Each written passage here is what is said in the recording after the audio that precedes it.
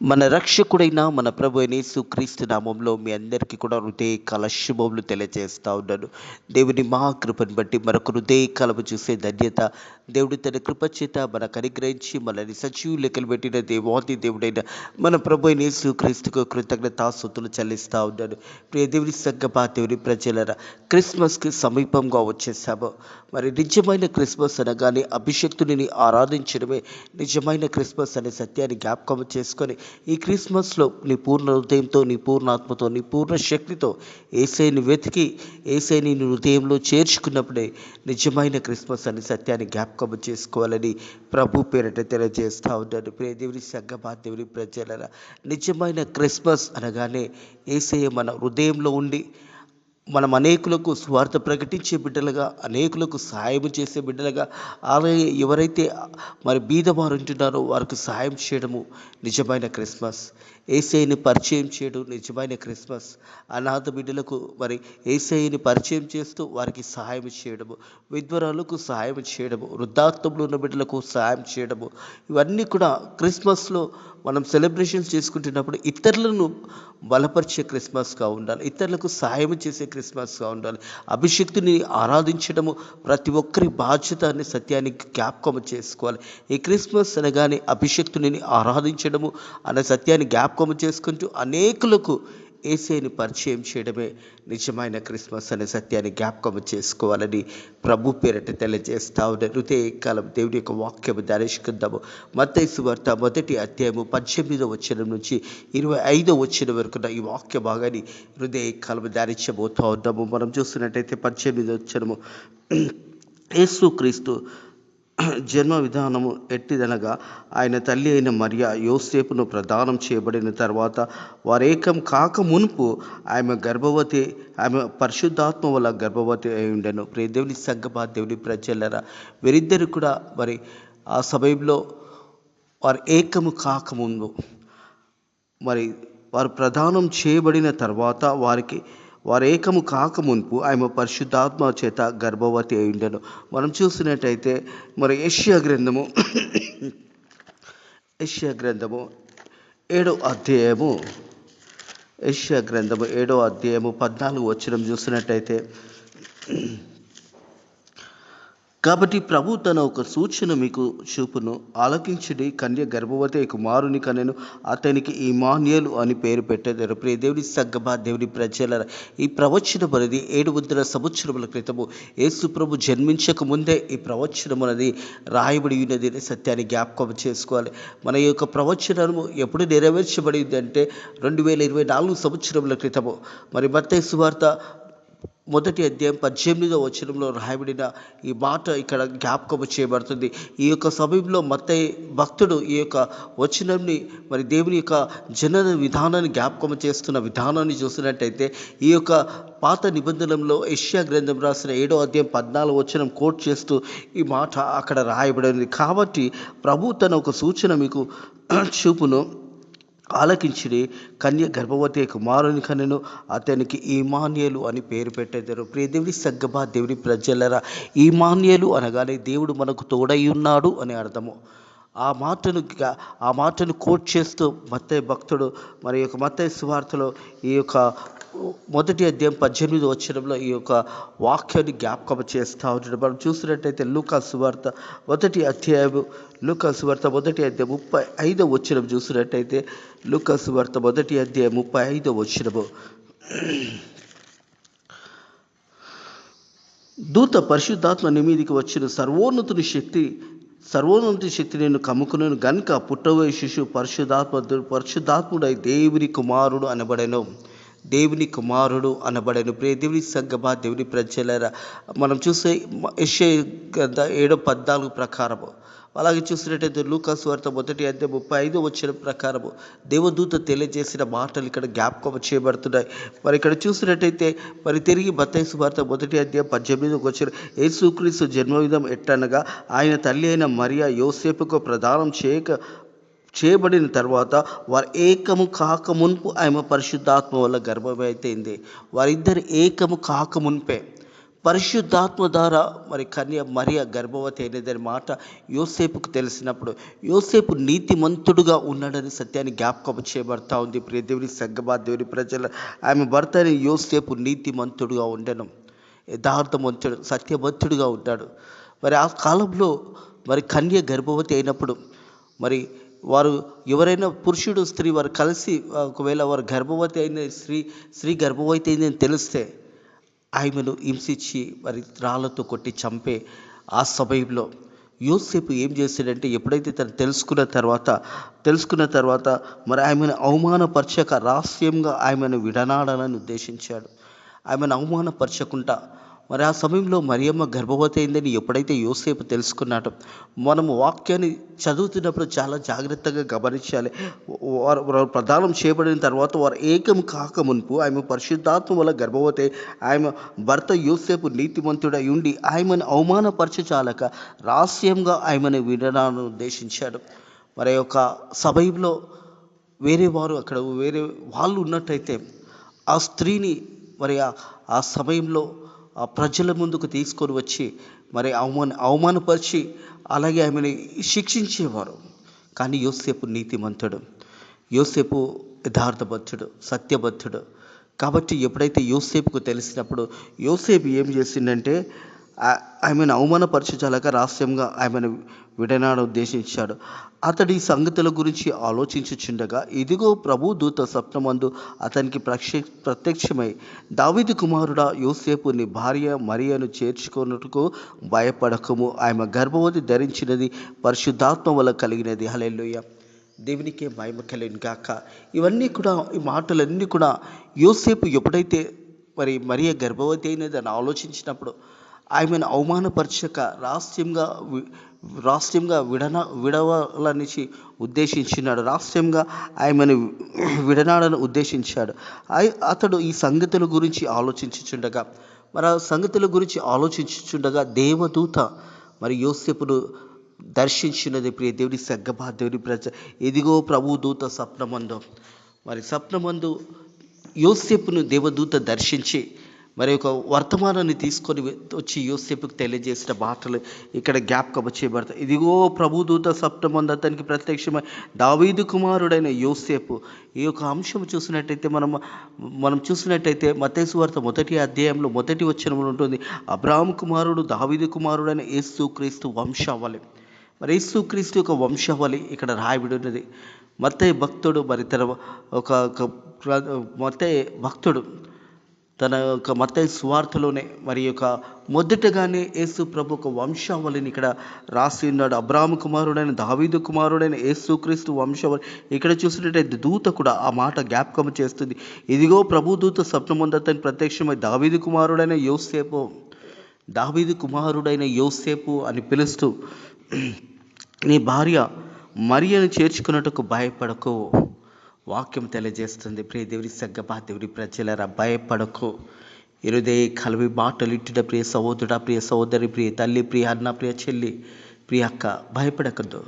దేవుని వాక్యం తెలియజేస్తుంది. ఈ జీవగ్రంథంలో ఎప్పుడు కూడా 365 సార్లు రాయబడేది. ప్రతిరోజు తెలియజేసిన మాట ఏంటంటే భయపడకుడి, దేవుడు మీకు తోడై ఉన్నాడనే మాట. ఇక్కడ కూడా యోసేపు కూడా దూత తెలియజేసిన మాట ఏంటంటే, నీ భార్య మరియను చేర్చుకున్నట్టుకు భయపడకము, ఆమె గర్భవతి ధరించినది పరిశుద్ధాత్మ వల్ల కలిగినది.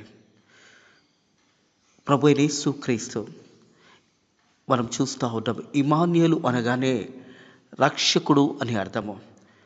యేసుక్రీస్తు అనగానే, యేసు అనగానే రక్షకుడు. ప్రభు యేసుక్రీస్తు రక్షకుడుగా ఈ లోకానికి వచ్చి ఉన్నాడు అనే సత్యాన్ని జ్ఞాపకం చేసుకోవాలి.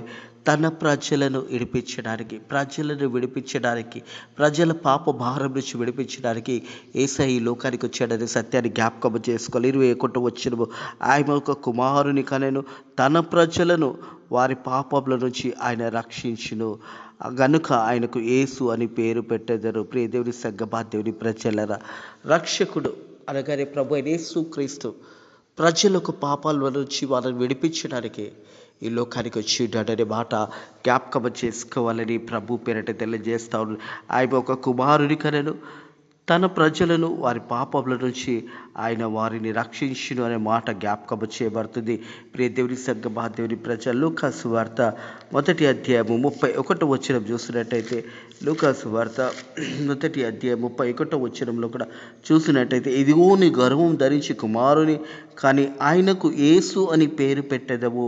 ప్రియ దేవుని సంగమా, దేవుని ప్రజలరా, యేసు అనగానే రక్షకుడు, ఇమ్మానుయేలు అనగానే దేవుడు మనకు తోడై ఉన్నాడనే సత్యాన్ని జ్ఞాపకం చేసుకోవాలని ప్రభు పేరట తెలియజేస్తా ఉన్నాడు. అలాగే చూసినట్టయితే లూకాసు వార్త 2వ అధ్యాయము 11వ వచనం చూసినట్టయితే, లూకాసు వార్త 2వ అధ్యాయం 11వ వచనము, దావీదు పట్టణమందు నేడు మీకు రక్షకుడు పుట్టి ఉన్నాడు, ఆయన ప్రభు అయిన ఏ క్రీస్తే. ప్రియ దేవుని సంగమా, దేవుని ప్రజలరా, దావీదు పట్టణమందు నేడు మీ కొరకు రక్షకుడు పుట్టి ఉన్నాడు, ఆయన ప్రభు అయిన క్రీస్తే అనే మాట జ్ఞాపకం చేయబడుతుంది. క్రీస్తు అనగానే అభిషక్తుడు అనే మాట జ్ఞాపకం చేసుకోవాలి. ఇమ్మానుయేలు అనగానే దేవుడు మనకు తోడై ఉన్నాడు, క్రీస్తు అనగానే అభిషక్తుడు, అలాగే యేసు అనగానే రక్షకుడు. యేసు అనగానే ప్రజల యొక్క పాపముల నుంచి రక్షించడానికి యేసు ప్రభు ఈ లోకానికి వచ్చి ఉన్నాడనే సత్యాన్ని జ్ఞాపకం చేసుకోవాలి. ఆయన కనుక ఆయన యేసు అని పేరు పెట్టేదవు. దానికంటే పైన తన ప్రజలను వారి పాపముల నుంచి ఆయన రక్షించును. ప్రజలందరి కొరకు యేసయ్య లోకానికి వచ్చాడు. సర్వమానవ ప్రపంచంలో ప్రతి మానవుని కొరకు యేసయ్య లోకానికి వచ్చాడు. ఎవరు కూడా నశించడము దేవుని చిత్తము కాదు, ఎవరు కూడా నరకానికి పోవడము దేవుని చిత్తము కాదు. ఈ పండుగ దినంలో మనం ప్రవేశించబోతుండగా, క్రిస్మస్ అనగానే మనల్ని మనము దేవునికి సమర్పించుకోవడము, మన పాపములు మనం ఒప్పుకున్నప్పుడు ఆయన నమ్మదగిన వాడు, నీతిమంతుడు కనుక సమస్త దుర్నీతి నుంచి, పాపముల నుంచి మనల్ని విడిపించే దేవుడు మనకు నేటికి కూడా సమీపంగా ఉన్నాడు. పరలోకమందు తండ్రి కుడిపార్శ్వంలో కూర్చొని మన కొరకు విజ్ఞాపన చేస్తూ ఉన్నాడు. మనం క్రిస్మస్లో వెళ్తుండగా ఒకసారి మన హృదయాలను మనం పరిశోధించుకొని నిజమైన క్రిస్మస్లో మనం వెళ్ళాలని ప్రభు పేరట తెలియజేస్తూ ఉన్నది, వాక్యం తెలియజేస్తూ ఉంది. ప్రియ దేవుని సంగమా, దేవుని ప్రజలరా, తన ప్రజలను వారి పాపముల నుంచి ఆయన రక్షించును. హల్లెలూయా. ఈరోజు వరకు కూడా దేవుడు మనకు సమీపంగా ఉన్నాడు. వాక్యం తెలియజేస్తూ ఉంది, ఆయన సమీపంగా ఉండగా ఆయనను వేడుకొనండి వాక్యం తెలియజేస్తుంది. ప్రియ దేవుని సంగమా, దేవుని ప్రజల, దేవుడు నీకు నాకు సమీపంగా ఉంటగానే మనం దేవుని వేడుకోవాలనే మాట జ్ఞాపకం చేయబడుతుంది. ఏవో మీకు దొరికి కాలము ఆయనను వెతకండి, ఆయన సమీపంగా ఉండగా ఆయనను వేడుకొనండి. ఈ సమయంలో కూడా దేవునికి సమీపంగా ఉన్నాడు, ప్రతి ఒక్కరికి సమీపంగా ఉన్నాడు. ఎవరైతే యేసయ్యని పిలుస్తారో, ఎవరైతే యేసయ్య దగ్గరకు వస్తారో, ఎవరైతే యేసయ్య దగ్గరకు వచ్చి ప్రభువా నేను పాపిని, ప్రభువా నన్ను క్షమించు, ఇక మీదట నేను బిడ్డగా జీవిస్తాను, నిజమైన క్రిస్మస్లో నేను సెలబ్రేషన్ చేసుకోవాలనుకుంటున్నానని ఎవరైనా యేసయ్య దగ్గరకు వచ్చి ప్రార్థన చేస్తే, యేసయ్య వారి యొక్క ప్రార్థనను విని వారి పాపములను క్షమించి వారిని రక్షించుతాడనే సత్యాన్ని జ్ఞాపకం చేసుకోవాలని ప్రభు పేరట తెలియజేస్తా ఉన్నాడు. ప్రియ దేవుని సంగమా, దేవుని ప్రజల, ప్రతి ఒక్కరిని కూడా రక్షించడానికి దేవుడు సిద్ధంగా ఉన్నాడు అనే సత్యాన్ని జ్ఞాపకం చేసుకోవాలి. అపొస్తలుల కార్యము 5వ అధ్యాయము 31వ వచనం చూసినట్టయితే, అపొస్తలుల కార్యము 5వ అధ్యాయము 31వ వచనము, ఇజ్రాయేలుకు మారు మనసును పాప క్షమాపణ దయచేయుటకు దేవుడు ఆయనను అధిపతిగా రక్షకునిగా తన దక్షిణ హస్త బలము చేత హెచ్చించి ఉన్నాడు. రక్షకుడుగా ప్రభు అయిన యేసుక్రీస్తు రక్షకుడు. యేసయ్య అనగానే రక్షకుడు అనే మాట జ్ఞాపకం చేసుకోవాలి.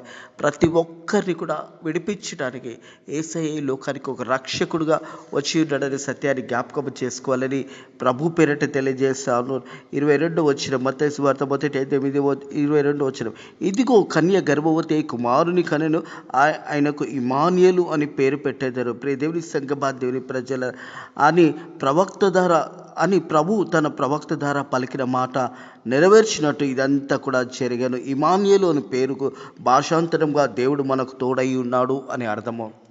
భాషాంతరంగా ఈ యొక్క ప్రవచనం అనేది మనము యెషయా గ్రంథము 7:14 ప్రకారము, మరి మత్తయి సువార్త 1వ అధ్యాయము 22వ వచనం ప్రకారము ఈ ప్రవచనము నెరవేర్చబడి ఉన్నది. యేసు ప్రభు యొక్క జనన విధానము మరి ప్రవక్త యెషయా తన గ్రంథంలో 700 సంవత్సరముల క్రితం రాసిన్నాడు. మీకా గ్రంథం 5వ అధ్యాయం 2వ వచనం, యేసు ప్రభు ఎక్కడ పుడతాడో మరి మీకా గ్రంథ తెలియజేశాడు. 5:2 ప్రకారం బెత్లెహేములో యేసు ప్రభు పుడతాడనే మాట, ఆ ప్రవచనం అనేది మరి మీకా గ్రంథంలో ఒక ప్రవచనం 500 సంవత్సరముల క్రితం రాయబడింది. యేసు ప్రభు జనన విధానము మన ప్రవక్తల ద్వారా అనేక సందర్భంలో వాక్యము ద్వారా మరి యేసు ప్రభు జననము జరుగుతుందనే మాట జ్ఞాపకము చేయబడుతూనే ఉన్నది. అవన్నీ కూడా నెరవేర్చబడి ఉన్నాయనే సత్యాన్ని జ్ఞాపకం చేసుకోవాలని ప్రభు పేరట తెలియజేస్తూ ఉన్నాను. ఇదిగో కన్య గర్భవతి కుమారుని కనెను, ఆయనకి ఇమ్మానుయేలు అని పేరు పెట్టెదరు అని ప్రభు తన ప్రవక్త ద్వారా పలికిన మాట నెరవేర్చినట్టు ఇదంతా కూడా జరిగాను. ప్రియ దేవుని సంగమా, దేవుని ప్రజలరా, యేసు ప్రభు ఒక జన్మ విధానం జ్ఞాపకం చేసుకుంటే ఈ ప్రవచనం అనేది యెషయా 7:14 మరి మత్తయి సువార్త 1:22 ఈ ప్రవచనము నెరవేర్చబడుటకు ప్రవక్త ద్వారా పలికిన మాట ఇవన్నీ కూడా నెరవేర్చబడి ఉన్నాయనే సత్యాన్ని జ్ఞాపకం చేసుకోవాలని ప్రభు పేరిట తెలియజేస్తూ ఉన్నాను. యోసేపు నిద్ర ప్రభు దూత తనకు ఆజ్ఞాపించిన ప్రకారం చేశాడు. ఎప్పుడైతే మరి యోసేపు నిద్రలోకి వెళ్ళి లేచిన తర్వాత, సప్తమందు దేవుని దూత మాట్లాడిన తర్వాత మరి ఆ మాటలన్నీ కూడా విని ఆ మాటల ప్రకారము యోసేపు చేసి ఉన్నాడనే మాట జ్ఞాపకం చేయబడుతుంది. యోసేపు నిద్ర మెలుకొని ప్రభు దూత తనకు ఆజ్ఞాపించిన ప్రకారం చేసి తన భార్యను చేర్చుకునేను. హల్లెలూయా. కుటుంబము అన్నదే భార్యాభర్తలను దేవుడు ఏర్పాటు చేసి ఉన్నాడు. ఆనాడు మరి దేవుని యొక్క జన్మదినాన్ని జ్ఞాపకం చేసుకున్నట్టయితే కన్య గర్భవతి కుమారుని కనెను, అతనికి ఇమ్మానుయేలు అని పేరు పెట్టెదరు. ఇమ్మానుయేలు అనగానే దేవుడు మనకు తోడై ఉన్నాడు. మరి యేసు అనగానే రక్షకుడు అనే సత్యాన్ని జ్ఞాపకం చేసుకోవాలని ప్రభు పేరటే తెలియజేస్తా ఉన్నాను. యోసేపు నిద్ర మెలుకొని ప్రభు దూత తనకు ఆజ్ఞాపించిన ప్రకారం చేసి తన భార్యను చేర్చుకొను. ఆమె ఒక కుమారుని కనెను వరకు ఆమెను ఎరగకుండా ఉండి అతడు ఆ కుమారునికి యేసు అని పేరు పెట్టాను. ప్రియ దేవుని సంగమా, దేవుని ప్రజలరా, యేసు అనగానే రక్షకుడు.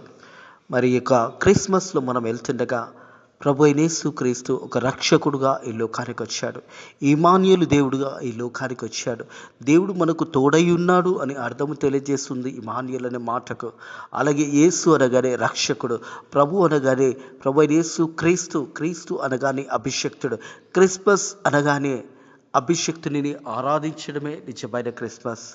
మనం దేవుని ఆరాధించగలుగుతున్నామా? ఈ క్రిస్మస్లో మనల్ని మనము పరిశోధించుకొని మన గడిచిన పండుగలు ఏ రీతి అయితే చేసుకున్నామో ఆ రీతిగా కాకుండా ఈ యొక్క పండుగను యేసయ్య జన్మదినాన్ని నువ్వు చేసుకుంటుండగా నీ పూర్ణ ఆత్మతో, నీ పూర్ణ శక్తితో, నీ పూర్ణ ఆత్మతో వెతకాలనే మాట జ్ఞాపకం చేసుకోవాలని ప్రభు పేరిట తెలియజేస్తా ఉన్నాడు. నిజమైన క్రిస్మస్లో ఉన్న సంతోషము సర్వమానవ ప్రపంచానికి ఇదొక సంతోషము. ఈరోజు ప్రపంచం అంతా కూడా ఎదురు చూస్తూ ఉన్నది 25వ తారీఖు గురించి. ఎందుకంటే యేసు ప్రభు ఒక జన్మదినాన్ని జ్ఞాపకము చేయబడుతుంది. యేసు ప్రభు ఈ లోకానికి వచ్చిన విధానాన్ని జ్ఞాపకము చేయబడుతుంది. ఏ మనుష్యుడు కూడా ఆ రీతిగా మరి ఒక జన్మదినము ఎవరు కూడా జ్ఞాపకం చేసుకోరు. కొంతమంది జ్ఞాపకం చేసుకుంటూ ఒక దేశం ప్రధానమంత్రి కానీ, రాష్ట్రపతి కానీ, కొన్ని ప్రజలు జ్ఞాపకం, కొన్ని ఆ దేశ ప్రజలు జ్ఞాపకం చేసుకుంటారేమో, కానీ యేసు ప్రభు జన్మదినము యావత్ ప్రపంచము ఈ యొక్క సెలబ్రేషన్స్లో యేసయ్య జన్మదినాన్ని జ్ఞాపకం చేసుకుంటున్నారు. ఎందుకంటే యేసయ్య రక్షకుడుగా ఈ లోకానికి వచ్చాడు. తన ప్రజల ఒక పాపంలో నుంచి విడిపించడానికి యేసు ప్రభు రక్షకుడుగా ఈ లోకానికి వచ్చాడు. మన పాపంలో నుంచి మనల్ని విడిపించడానికి నేడు కూడా తండ్రి కుడి పార్శ్వంలో కూర్చొని మన కొరకు విజ్ఞాపన చేస్తున్నాడు.